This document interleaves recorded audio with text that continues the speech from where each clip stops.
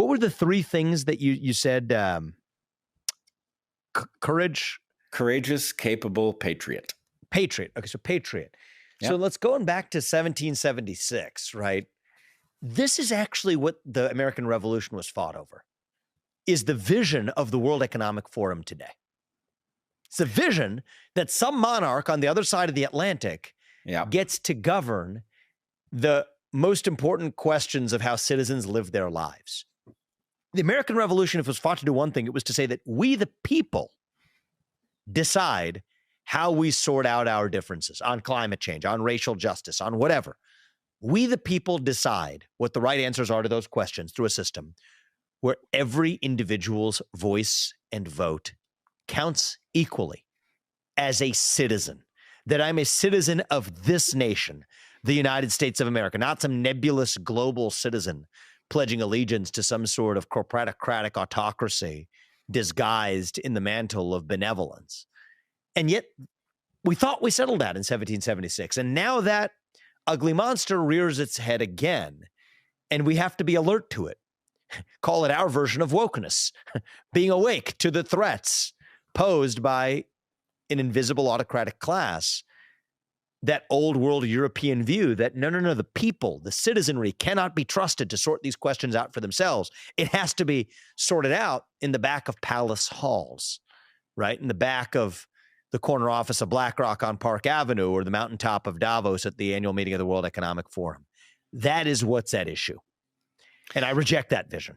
Absolutely. And I think that Republicans and Democrats alike should stand up to say that we'll disagree like hell, but it's going to be us that settle this question through our process, not through some form of monarchic intervention. Absolutely. The founders settled this question on our behalf, and they did so correctly, and they left these authoritarians with one legitimate tool, and that is to persuade us. If they can't persuade us, they don't get to do it. And they do not accept that. And it is shocking to me that their refusal to accept it matters. It is, in fact, evidence of the corruption, not only of the American system, but of the global system, that we actually have to worry that they will impose their obnoxious vision on us, even though it is written in our founding documents that we have a right to simply say no, right? Mm-hmm. That is an amazing fact, that is the piece of history that we live in. And yet, here we clearly are. Mm-hmm. Here we clearly are. That's right. So, well, I think I'm optimistic.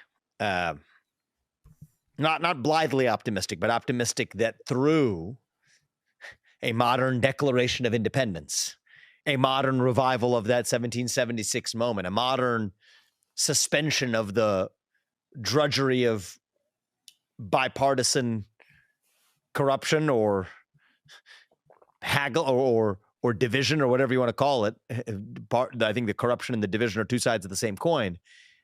I'm optimistic that we can cut through that new threat to liberty in the way that we did back in 1776. And that's honestly what I'm running to lead.